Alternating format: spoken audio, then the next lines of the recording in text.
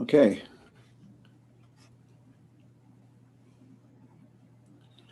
We're waiting for Roman and Glenessa.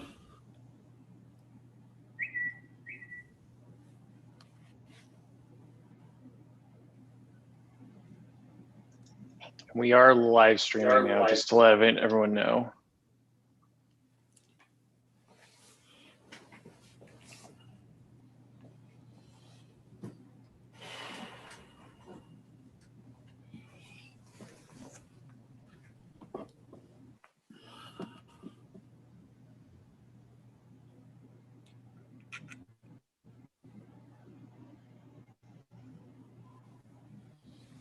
Well, we have two other folks to come on.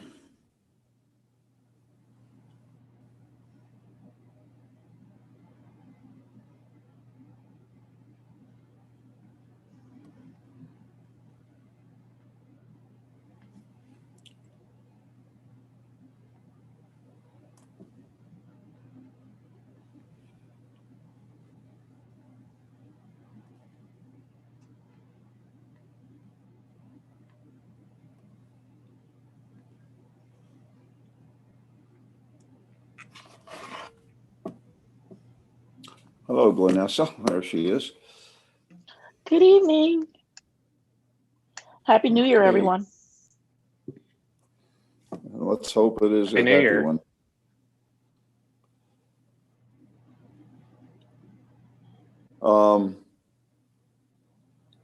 I will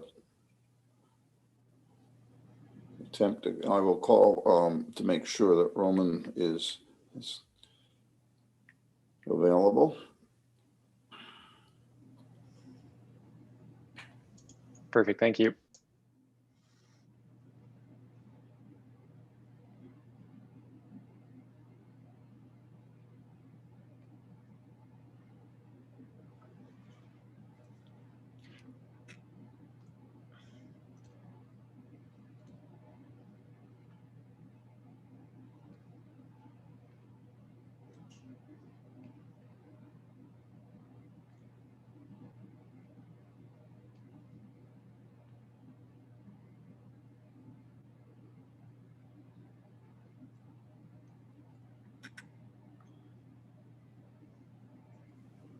Roman will be coming on. He's just got some technical problems with his wireless, but he should Okay. be. Yeah, I see him right there.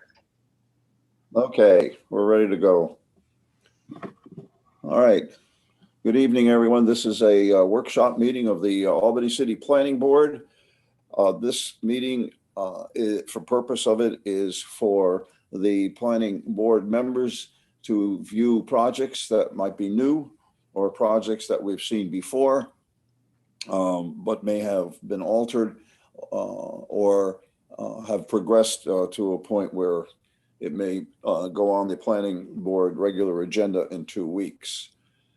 The purpose of the meeting, as I mentioned, is also just a discussion between the staff members, in this case, Zach Powell, and the planning board members. Members of the public are not part of the discussion or the testimony unless we might ask for clarification if any of the applicants are here. So with that, let's begin. We have a three project agenda, but some of them, one is a brand new project. Great, thanks, Al. Okay, 425. Yep. Oh, sorry about that. I just want to also apologize for how dark my background is, but the lighting where I am isn't great because I had to do some rearrangement of stuff. Okay. Perfect. So just so the board knows, we have 3 agenda items, and then we have an other business item, which is a potential to go to the January 26th meeting agenda as well. So we'll go through the 3 workshop items, and there'll be a similar discussion for that other business item as well. So for 425 North Pearl Street, this will be fairly quick. Let me progress to the next slide. So we received updated application materials and they're being distributed to city departments right now. There's still some comments and issues that are being addressed. It's not quite clear whether this will be on the January or February planning board agenda, but just wanted to provide you all that update and just to let you all know that it's been referred to the county planning board for their recommendation, since it's within 500 feet of two designated routes. Are there any questions on this application? Why would we not be able to see it on the 21st? You mentioned that it might be February. The project seems to be pretty well along, and comments by the developer and technical team seems to be in place. Is there any major thing that might hold it up? I think it's just whether we get updated materials by the 26th in time for the meeting. You know, our department, I just sent a comment letter out to the applicant. There were some things where to meet the intent of some of the requirements, they just had to modify the location of some of the landscaping items and provide some additional landscaping. So there's some few minor things on that end, and they're still working with the Division of Traffic Engineering and the Water Department for some comments. And I think there's also some comments from the Fire Department in relationship to Fire Department access. So it's not clear yet, but we just wanted to bring this up in the event that it was on the agenda, just so if there are any questions that the board had, that we can relay those to the applicant. Okay. Does the board have any questions?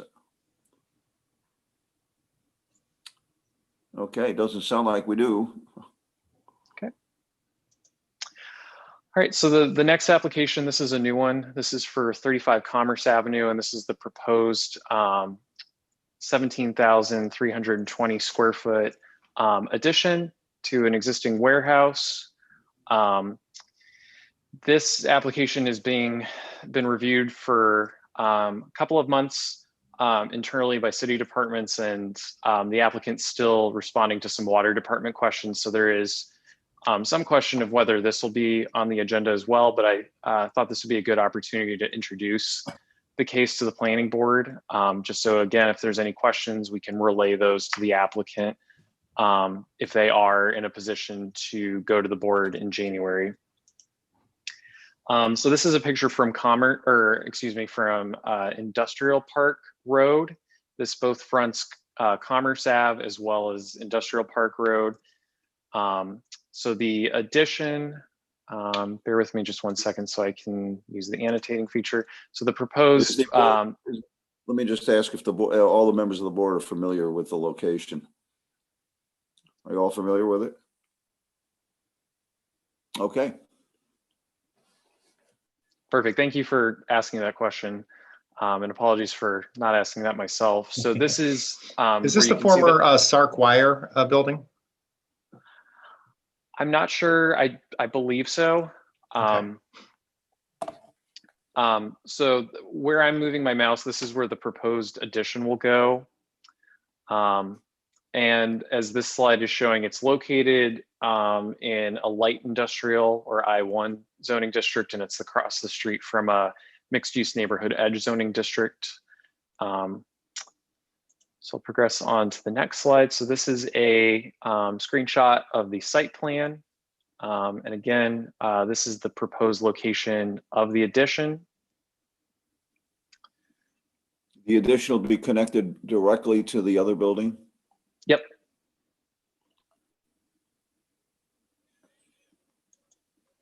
And then here's the northern elevation. So this is the elevation that would be facing Industrial Park Road.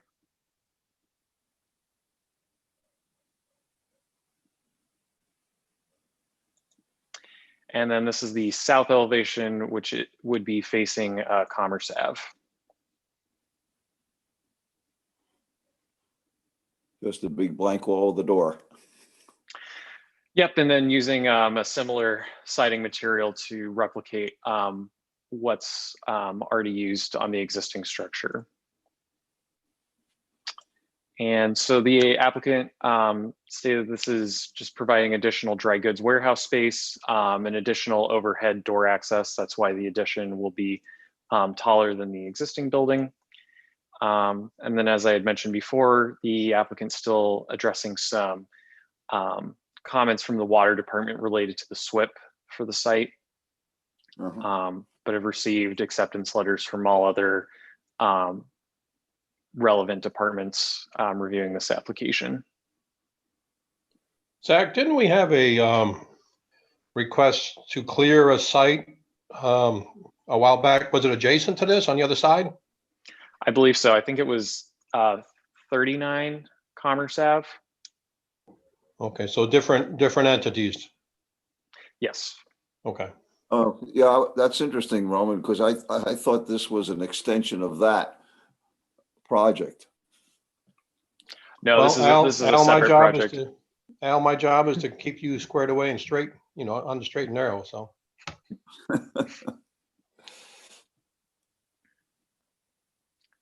Any questions from the board on this?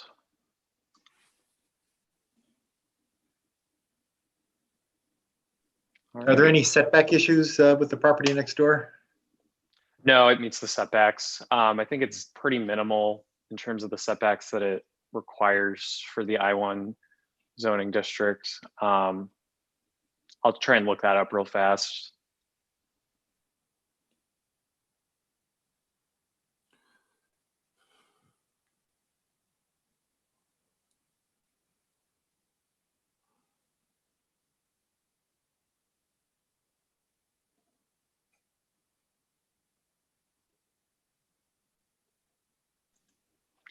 Yeah, so the minimum side setback is 10 feet. And I believe that they meet that. So let me go It seemed like back. Yeah, it's 15 feet or Okay. 15 or 13. Yeah, I think it's 13.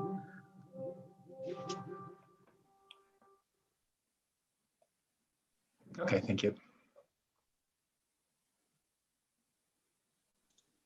Any other questions? Oh, Perfect. Okay. So the next application is for 42 and 47 Besh Avenue.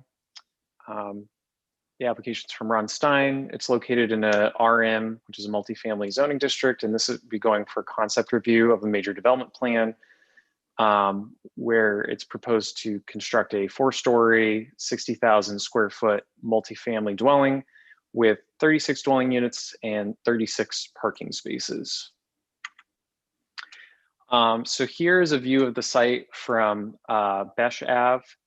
It's again located in a multifamily zoning district, and it's bounded by a 2-family zoning district as well as a mixed-use neighborhood edge zoning district. And it also fronts along Hackett Boulevard as well. And this I'm is located assuming in the main connection for the project will be Hackett Boulevard. yes. How come we don't have the address for Hackett instead of Besh? This is kind of odd. That is a good question. I don't know if there was maybe a. Oh, I'm sorry. Yeah, Hackett Boulevard has properties that have addresses along them. And if you drive to that site, it's a vacant site now. I mean, it could create a number for that because that's the main entrance to the site. Yeah, I'm not sure. There might have been a previous use on those sites that had access, long ago. I mean, it would be surprising given the change in grade, but that's maybe an explanation for that. And if the applicant has interest, they could always look into renumbering the address as well for clarity's sake. But yeah, I'm not sure why that's given the address that it is. Well, I suspect it's because Hackett Boulevard didn't exist until, I think, pretty much after the World War II, and it was a Yeah. stream valley at one time. So probably when they developed Hackett Boulevard as a boulevard, there wasn't any address there, but there was addresses on Besh Avenue, and I suppose that's probably why that site has a Besh Avenue address. Seems logical to me. There's a big elevation difference, isn't there? Besh Avenue Yeah. really drops off. Yes. Yep. And then this is also just located in the Delaware Avenue neighborhood as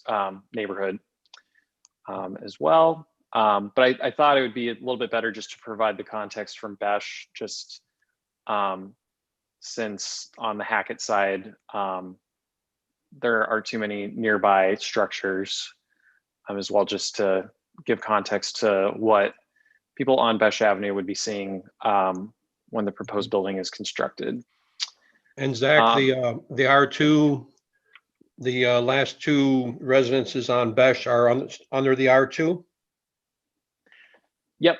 Yeah, so the subject properties are the two that I'm circling here. It's this narrower rectangular property and then this larger, more square-like property. One of them actually looks like the continuation of the right-of-way of Besh Avenue. Yep. That's odd. It does. And it's funny there because there's many places in the city where it seems like pieces of old right-of-way have been turned into private property. Which I think we'd have to just go back through tax maps to see if that was the case. I'm assuming the change in grade probably made it less desirable as right-of-way. So that's potentially maybe why it was transferred into private property. Okay. So you're saying that the project will also encompass that one slice of R2? No, this is all within RM. Let me try and Okay. use the annotate feature because I think it might be a little bit easier to show that from here. Oh, sorry about that. And apologies for the not completely accurate lines. But this would be functionally the project bounds. Mm-hmm.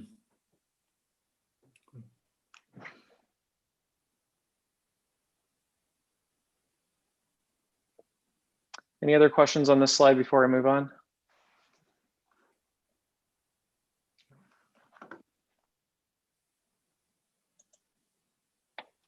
Okay.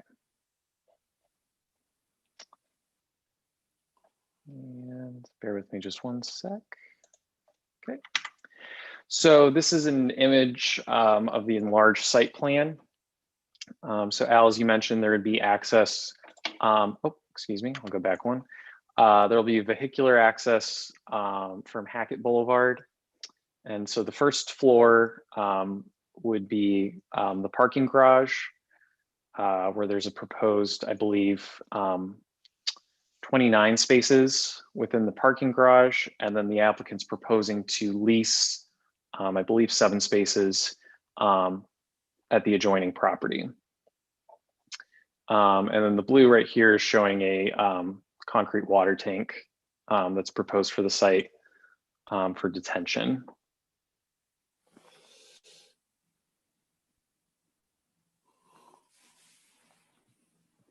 Any other questions from? Utilities will be coming from Hackett or from Besh? I would believe from Hackett. And there actually is a pipe that runs through the property where you can kind of see these diagonal lines right here. I believe there's existing service that crosses through that way. So I believe it would connect to that point. I guess that might answer the question I was going to have, which is that if you're doing a 5-story building, why not utilize the site to the right and build on that? So you're at the corner of Holland and Hackett, but I am assuming that they're not able to do that because of the large water and sewer and utility right of way that's there. Yeah, and so actually, so the current property owner for these properties is the property owner for the properties immediately adjacent to the north as well. And they are actually, they've received interest from another party to construct something there. And they're facing kind of similar issues with where to locate the structure based on the existing water lines that run through the site. So there's kind of some spatial issues as well as issues that someone else is proposing a use there already. And just to clarify, it's just a 4-story building. So the first floor would be the parking garage and the lobby area. And then the 2nd through 4th floors, this is what the floor plan would look like for those remaining 3 floors. And it's a combination of 2 bedrooms and 1-bedroom units. When you say the adjacent property owner, Mhm. you mean the people who own the Holland Avenue site that's been fallow for 4 years now? No, so this is the owners of the hotel and the parking lot immediately next to Oh, okay. the hotel. Yeah. Okay. So there are no sidewalks along here. Okay, that's a little So unusual for such a busy street. So there is a sidewalk, shown on the concept plan right here, connecting with a crosswalk. I think personally on our end, we would be looking to promote pedestrian connections. And since there is a project being proposed here as well as on the adjacent site, I think it's a good opportunity to work towards that. And sidewalks are a requirement in areas that don't have an existing sidewalk. So that's something that will be incorporated as a component in a upcoming submission. Okay, good. I would agree with that. If so, what you would suggest is that we look to move the sidewalk that's currently shown going into the building also to the east. So it goes past the parking lot. I'm sorry, to the north. No, to the east, all right. And it goes past the parking lot and the landscaped area there in the front and connects with Holland Avenue. Right. Okay. I know there's I a think bus line on this street too. Yeah, I think I think it's fine to have the east-west sidewalk that they're proposing, but I think also I guess I guess that's east-west, but also having something perpendicular to what's proposed as well, just to provide additional connections. So I don't think it's I don't think it's necessarily an either or. I think it can just be in addition to. Right. Well, they're proposing to connect across Hackett to the pathway that goes there, that bike path, quote unquote bike path that runs along Hackett. And you don't have any sidewalk along the frontage here on Hackett, including that, the old senior housing, or skilled nursing facility that was converted to a hotel a few years back, which is kind of odd. I would imagine they would have required sidewalks to connect off Morton, because there's sidewalks on this side of Morton, right? Yes. Well, Yeah. I'm kinda Holland, surprised you they mean? didn't- Yeah, I'm sorry, Holland, yeah. Yeah. Yeah, I Yeah, think there's a there- little bit of right-of-way issues as you go further down Hackett on the eastern side, which is why I think there is a multi-use path right now on the western side of Hackett. But I think, with this proposed development, as well as, you know, some upcoming development on the adjacent site, I think it's a good opportunity to provide that connection so people don't have to cross the other side of the street and then cross right back. So, Right. Well, you know, with COVID, you're definitely been looking for additional places to walk away from other people. And I can tell you for sure that you can walk on this side of Hackett, but, and, you know, because of topography, it's limited, but there is sufficient space there to have an adequate sidewalk. Yeah. Do you want to duplicate, you know, a sidewalk there while you have a good walkway across the Hackett? That's another question. But, you know, again, if you're adding 36 units right there, I can see where connecting to Morton would be logical.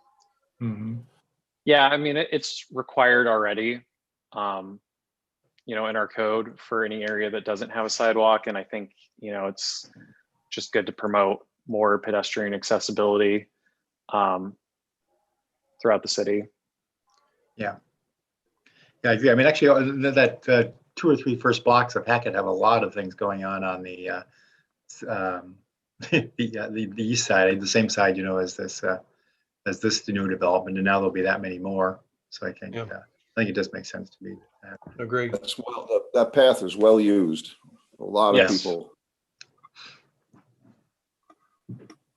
Yeah, as part of the bike ped plan, people really loved talking about how much they like the multi-use path and how they'd like to see, you know, similar facilities throughout the city. So, yeah, I think it's a great example. I think, you know, Roman, as you were saying, there's definitely room for, you know, these 3 properties right here to provide space for a sidewalk. I think it gets a little bit more limited as you go further down. But it's good to have, you know, a complementary sidewalk, again, just so that it makes it easier for pedestrians.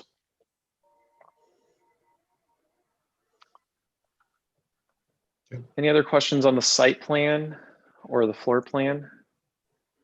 Yeah. Just so at the end of Besh, on the Besh side of the property is just going to be green area where it's at grade. Yeah, so they're just proposing landscaping and then a retaining wall that you can see right here behind the building. You know, as a multifamily building with more than 20 units, they're going to be required to provide on-site either indoor or outdoor recreational space. So I think there could be opportunities to maybe do something with that space. Again, it's somewhat limited since it's pretty steep topography, so it would likely be closer to the Hackett Boulevard side if they were to do something, or placed indoors.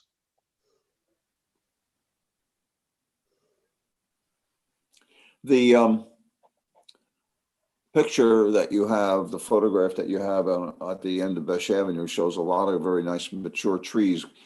I could like to see them stay so that the view of the apartment is somewhat screened for the residents of those last few houses on that street. Yeah, and that's something, you know, as part of our landscaping requirements, we do require landscaping for certain size properties. And I believe that, you know, multifamily properties adjacent to non-multifamily zoning districts automatically have landscaping requirements. So I think it, you know, it's going to be required, but I think it's in the best interest to, you know, keep as many of those existing trees and landscaping there to kind of meet both intents of what you're speaking to. Yeah, I mean, there's landscaping and then there's leaving things alone. And in this case, I'm hoping they'll leave them alone. In most cases, it'll also save them money on landscaping. Yeah. And we had a question from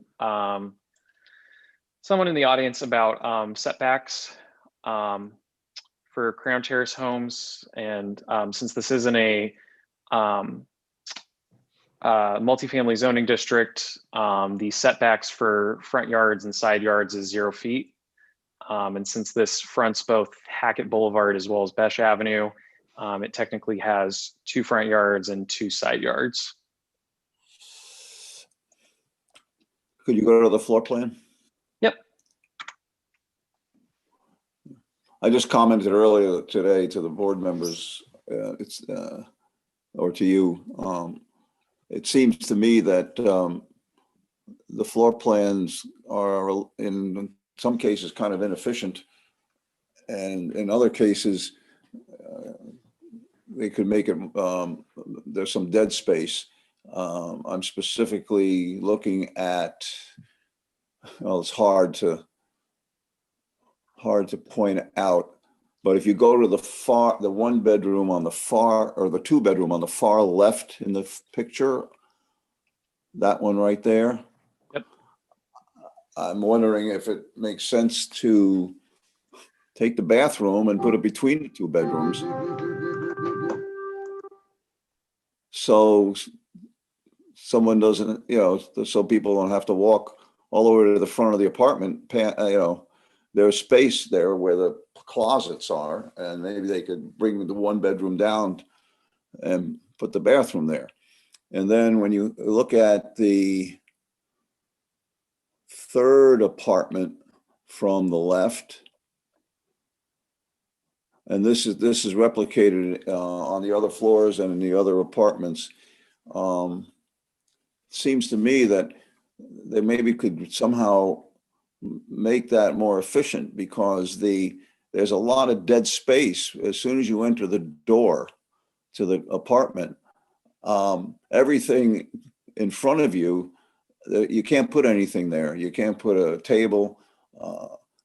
You can't do much. And if there's maybe a way to rearrange the kitchen, make it more of a galley kitchen or something, then you could at least put a table there, or either that or move the door to a different location and rearrange the kitchen. But that's a lot of square footage that's wasted there. So just some thoughts.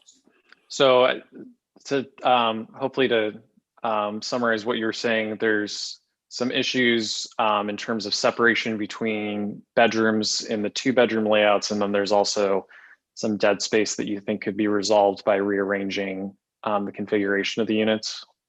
Yeah, somehow. I think maybe it needs to be thought out a little bit more, and it would probably be easier to rent if the potential renters to see that there's some space, there's some good use of the space.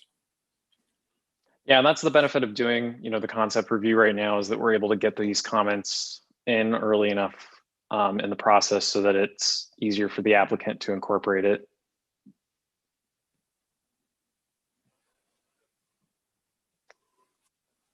Any other questions on the floor plans? Well. Okay.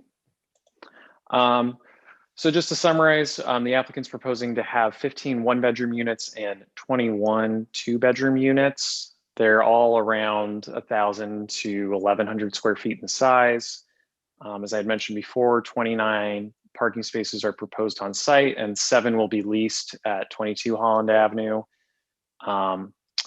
And the applicants provided laundry within each of the units, but they still need to provide recreation space that equals at least 10% of the site area. Those are generous sizes. Those are going to be pretty good size units for 1 bedrooms, and actually even 2s, compared to what we've seen in other developments.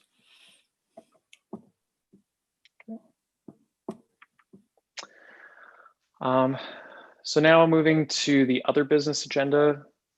We had an application come in for 20 Colden Avenue from Capital Corals. This is located in a mixed-use neighborhood edge zoning district, and they're looking to change the use of the property from heavy commercial services to an office, specifically a laboratory, which is classified under the office use. This is coming before the board because of the size of the property. and being located in mixed-use neighborhood edge zoning district, there's a trigger for major development plan review, where changes of use have to be reviewed by the planning board. So this is a exterior shot of the site. It's currently used by Star Roofing.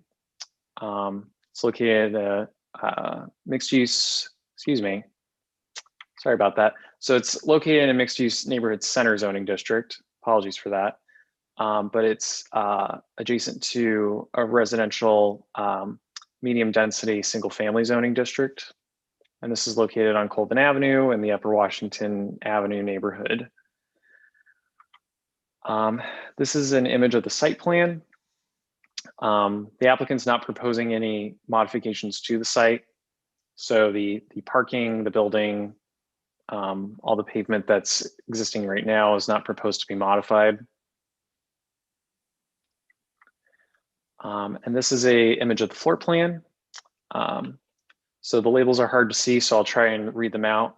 In this top area right here, let me just make sure I have my annotation on. So in this top area right here is the production area for the site, where they will be processing the coral that they're working with. And then in this section to the left, this is the propagation area where they actually grow the coral. And then in this front area is the location for offices and communal space for reception, break room. And I'm going to be going through some of the pictures of the existing office site that they have right now. So I think some of this will make a little bit more sense as we move on to the next slides. So here are some images from their existing office location. What they're proposing to do is conduct research on coral and cultivate coral for biomedical applications for bone healing and dentistry, but they're also looking they're researching methods to improve the health of coral, specifically related to coral bleaching, disease, and toxicology. And so these are some of the images from their existing office in New London, Connecticut. These are showing the propagation areas where they're growing the coral. Are they going to move or are they keeping that site and adding the one on Colvin? I'm not sure on that. I can find out about that. And we can bring that up at the planning board meeting, or whatever planning board meeting this is presented at. Yeah, your bullet number 2 is really critical. I'm sorry. Yeah. So Both of those. the applicant, the representative for the applicant said they're moving to Albany. Oh, okay. Well, certainly there's a huge problem with coral dying in the sea due to global warming. Yep.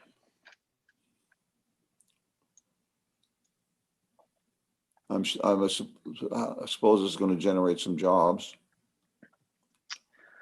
Yeah, so a lot of this work is going to be done by a professor who I think is working with the nearby SUNY Poly and U Albany campuses. So there will be a lot of students who I think are visiting and potentially working at the site in I think somewhat of an intern capacity or research capacity.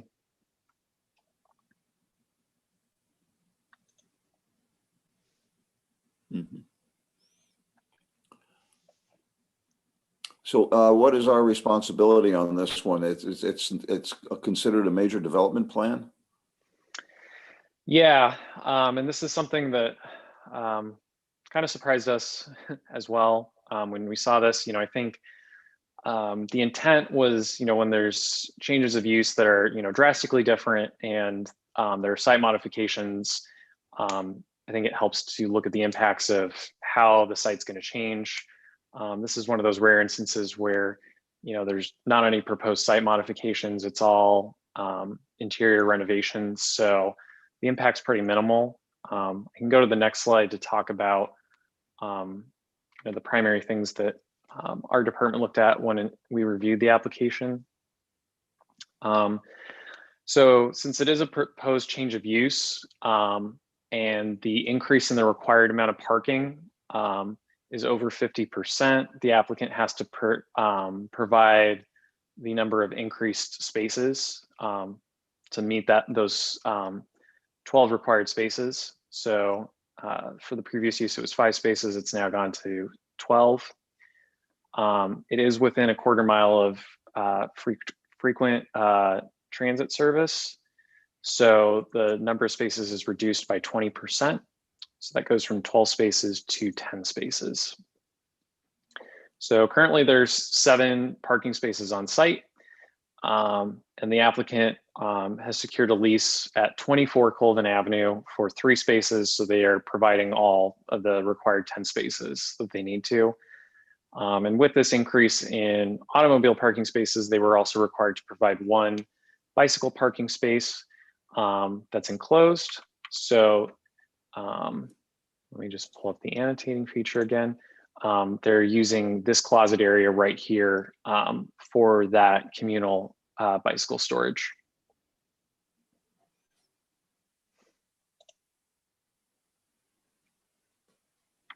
But otherwise, since there's no site modifications and based on the scale of the proposed renovations, there are no other requirements that it has to meet, and it meets all the applicable use-specific standards for an office use.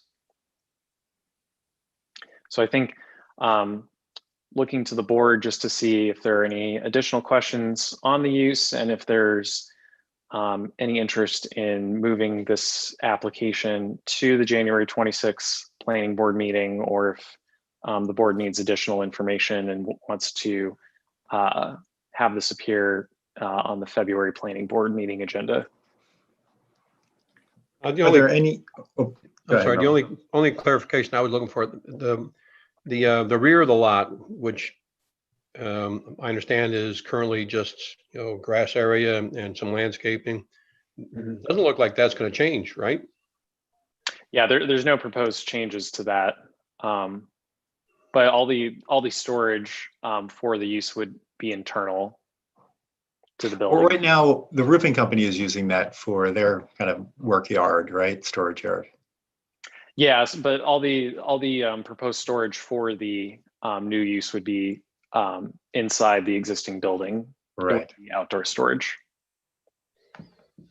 So that would be removing, something that's maybe not as desirable from the site. So it's improving the operating characteristics.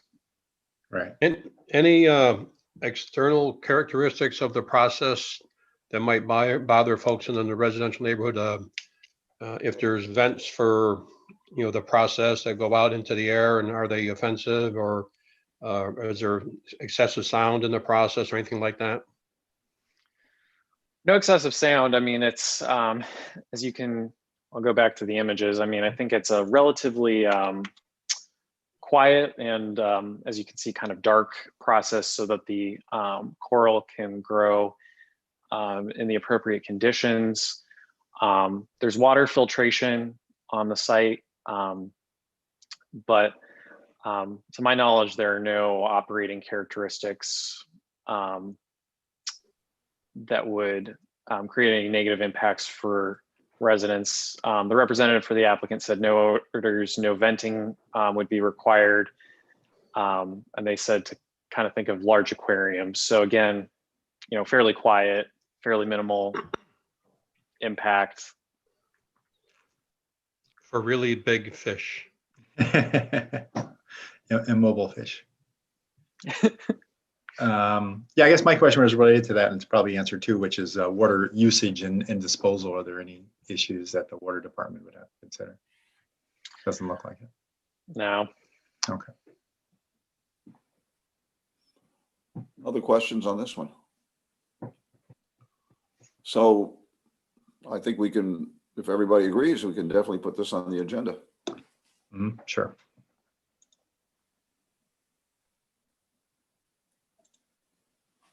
Perfect. Are there any Other questions, board members that you have? I've been trying to keep you up to date just as the start of the new year, just for getting your credits for 2021. Were there any questions that people had on that, or if they needed ideas or particular topics I should be looking for trainings that you all have an interest in?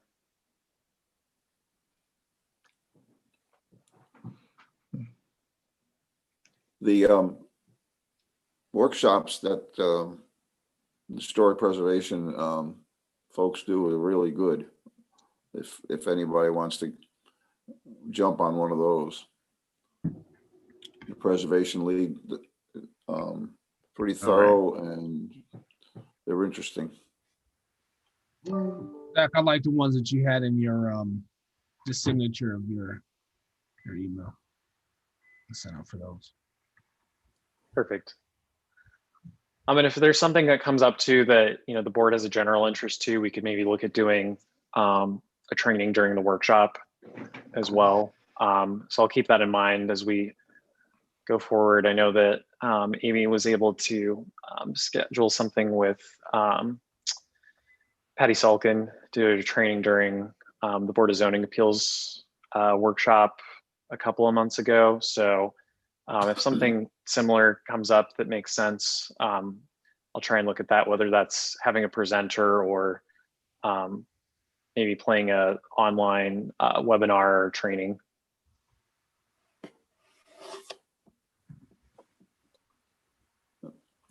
Any other questions, issues? Yeah, I've got an issue. Zach doesn't look right. He looks different. Noted.